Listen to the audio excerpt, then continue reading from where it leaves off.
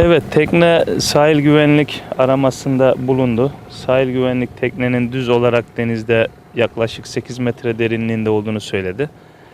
Ve şu anda da kişiler aranıyor hiç durmadan. Sahil güvenlik durmadan çalışıyor. Havadan, karadan, helikopter orada çalışıyor. Tabii ki balıkçılar da hiç durmadan arama yapıyor. İnşallah hayırlısıyla bulunacak yani.